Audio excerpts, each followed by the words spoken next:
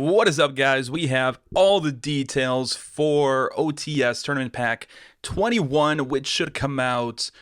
Actually, it should come out this week. Oh, it says right here, February 9th is the official date. Is that correct? I kind of feel like that's incorrect, but let's double check here. February 9th. No, I have February 8th here. Yeah, that's incorrect, guys. February 8th is the official launch date, although to be completely honest, I think Ready for Duel, which is the guy, man. If you guys don't follow Ready for Duel on Twitter or Instagram, I don't know what you're doing, because he provides some real nice, fast updates, news, etc. for Yu-Gi-Oh! And it's strictly, for the most part, news stuff, so it's not going to be like content. Like, he's not going to try to be funny and shit. Like me on Twitter. Follow me on Twitter. Links below. Yeah, he's not going to be shit posting. It's straight up news. It's really worth following my man here, but he got the dates wrong, because I think he's like in Latin America, because sometimes he does tweet in Spanish. Although okay, so fair warning, he does tweet in Spanish sometimes. I speak Spanish, so I understand it, but you might have to translate his tweets. Anyways, actually, I guess he posts in Japanese too. What the fuck? Anyway, so we do know the three alties, and they are Sprite Blue, Tier Elements, Rhino Heart, and then Cash Money, baby. Cash Money looks fucking clean. Actually, Sprite Blue does look kind of clean as well. Oh man, I don't have a picture of it, but all of them have a really nice foiling to them. I'm not really a fan of Tier Elements, but at least, hey, Konami's listening to your boy here. No fucking virgin baits in this set, so that's good. We don't need the virgin. Keep the virgin baits in the main sets. I want my alties to be fucking Chads, or cards for the Chads. But okay, so why are we talking about OTS Pack 21? Well, we kind of have trends with previous OTS packs that kind of have the similar contents as this. So if we kind of zoom in here, we are going to have three pretty good alties. I would say probably two of them are going to be better than the one, Rhino Heart. I don't think Tier Elements are going to be around that long, and they have a lot of hate, right? So even if they do get balanced, I don't see a lot of people really playing it, just because people get used to hating stuff, and we are animals of habit. And it's going to be hard to break a habit of hating a specific archetype like Tier Elements. But Sprite Blue and Cash Money, Fenrir are going to be great chase cards, and we've already seen this before. We've had a couple OTS packs, actually, where the alties drove the pack. And the best case for this is actually OTS pack 16. My bad. We had Cyber Dragon, edgy Cyber Dragon. That was like the best choice Konami ever made. I think also Cyber Dragon was already an altie, so they had to pick edgy Cyber Dragon if they needed to include a Cyber Dragon at all in this pack, right? And we also had Forbidden Droplet. Forbidden Droplet was a $300 card. Cyber Dragon was above 100 for the longest time. Now it's a little bit lower. People are disrespecting the chadness of the edgy Cyber Dragon, but I do have faith that it will go up. And then Firewall Dragon is about $20 now. It's actually kind of fallen off pretty hard. Now, am I saying any of these cards? I'm not saying that any of these cards are going to be $300. They're probably not. Maybe Fenrir, but they're probably not going to be $300. Actually, fuck, Fenrir might be $300, because Fenrir already as an Ultra is $70. And Forbidden Droplet, when this came out as an altie, was above 100. I don't know. Let me know in the comments. You guys think Fenrir is going to be $300? I don't think so personally. Maybe 200, like 200 to 300, probably around 200 to 250. If I'm going to be, more precise, I don't think it's going to go over 300, but I've been wrong before. Let's see if TCG players still having issues, man. We need a contender. We need a contender for TCG player here, because this site is very unreliable. They also keep showing like weird pop-ups and whatnot. But yeah, so here we go. $66. It actually went down a lot more, and now Forbidden Droplet is 178. With all the reprints, of course, it's to be expected, right? When this first came out as an altie, it only had one printing as a secret rare in a main set. And it's maintained that exclusivity for the longest time. Now that I think it's been printed 3 other times besides the ulti. Clear to see why it is $178 and not 300, right, when it was initially released. But everything else is not that expensive, and we can see that there were cards included in here that were actually kind of meta relevant at the time. Virtual World, kinda, like people were experimenting with it at the time again, because remember, the set came out in June, the 9th of June, 2021. Wow, that was almost 2 years ago. That is crazy. Time flies, guys. All right, so 𝗦𝗦𝗅𝗏 is the most expensive super. And we also have Drytrons. The Drytrons were actually pretty expensive on release, and then they fell hard. I think there was one that was $10, and then it fell extremely hard. Let's see if we can get like a better picture of this. I don't think we can get the historical trend for it being like $10, but yeah, it sucks, man. TCG Player I kind of wish they had more historical data, but it is what it is. Also, of note was that Tri-Brigade Nerval was also around $10. You know what? Actually, I might be mistaken. I think that the most expensive Drytron was $5-ish, and then Nerval was $10. So flip back into this set. We have Sprite Blue and some tier elements as super rares. So this set has the same trends, right? We have 2 really good, 3 maybe, depending on who you ask, alties that all look really well and that people actually want to buy.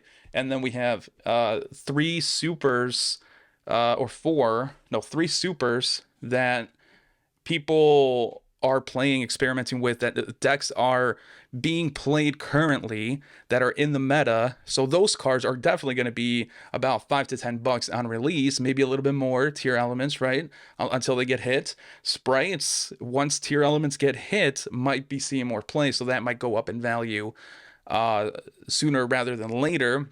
And then we also have a pretty cool looking token. So all this to say, guys, is this OTS Tournament Pack 21 I'm actually excited for. The previous, I mean, how many packs have I not been excited for? I have not been excited for an OTS pack in what seems to be forever. Let's see. I did not buy into OTS Pack 20, and I was correct on the assumption that it was going to suck. 𝗦𝗓𝗏, I think, is the most expensive one in the set. And it is not expensive, I'll tell you that much.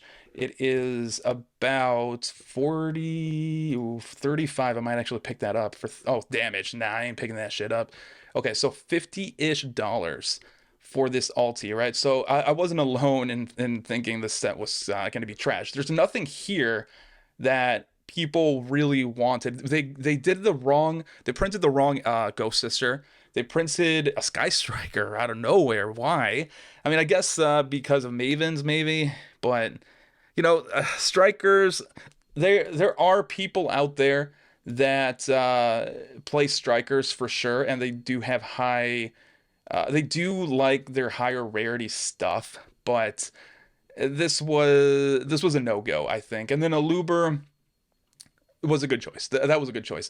But besides that, let's see, OTS Tournament Pack 19. I just know for the longest time, guys, I haven't been excited for an OTS pack. Yeah, Fallen of Albaz, boring. Water Enchantress of the Temple, boring. Skill Drain, less boring, but it's a floodgate. People hate floodgates, and again, are you gonna play something you hate?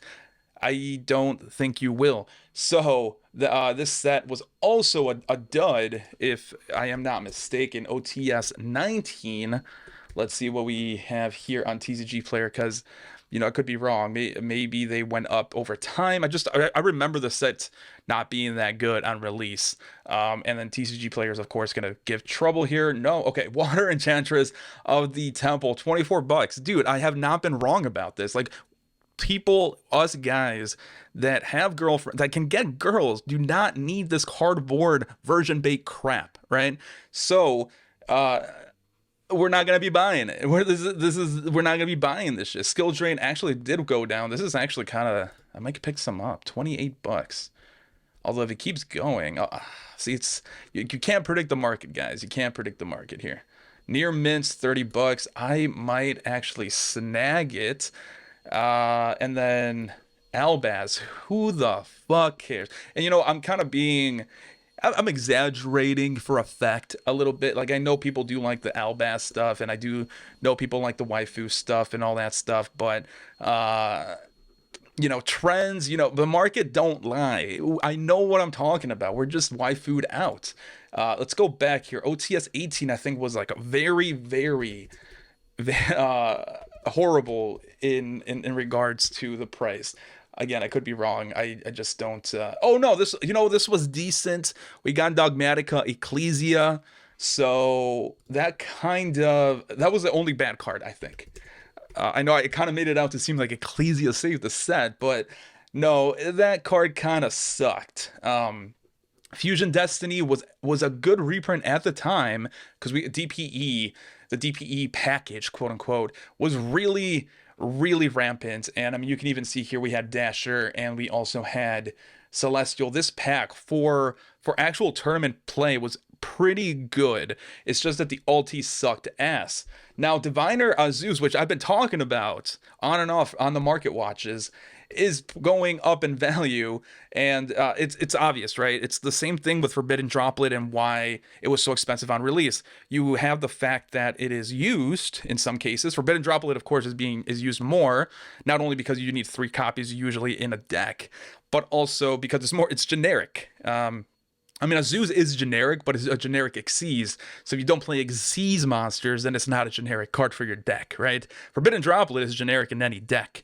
That's why it's more expensive. It was $300 on release. This card has not been reprinted like Forbidden Droplet was also not reprinted, driving the value of it up over time. And that's basically it. It's basically supply and demand. The supply is dwindling, the demand hasn't been stopping, and we're gonna see how high this goes. Essentially, I have like 6 copies of this guy. I bought them all around like 40 bucks. So, hey, I'm gonna be eating well tonight, guys. Anyway, so that's the whole synopsis of this. Let's go into OTS 16. So I was comparing this to OTS 16, right? On release, we're getting really good alties. On release, we're getting pretty decent meta-relevant supers for decks that people actually are playing. And that was the same case here with OTS 16, as we have with OTS 21. What is going on with OTS 16, right? 1 pack is 11 bucks on the market. 5 packs is 50 bucks. So the demand isn't dwindling, to say the least. A lot of people were opening this up because they wanted to chase the good supers, the good alties, etc., right? So it's going to be the same case here. Given 2 years' time, we're going to be seeing OTS 21 having similar price ranges as OTS 16, and that looks good. All in all, to say, I love this set, guys. I'm actually kind of excited for this set. This is an OTS pack I might buy. I haven't bought an OTS pack in like 21 years, since OTS 18. So it's been 3 OTS packs, 2 OTS packs that I skipped, right? 19, 20, and now we're in 21. So I skipped 2 OTS packs, and now on the third day, God said it was good, and I'm buying it, essentially, here. I don't even know what that's a reference to. Maybe religion. I'm not religious. So Sprite Blue, Cash Tier of Fenrir. I'm aiming for those 2. If I get Rhino Heart, I'll take it, but I'll be disappointed. Let me know what your favorite alti is, and I'll catch you guys in the next one.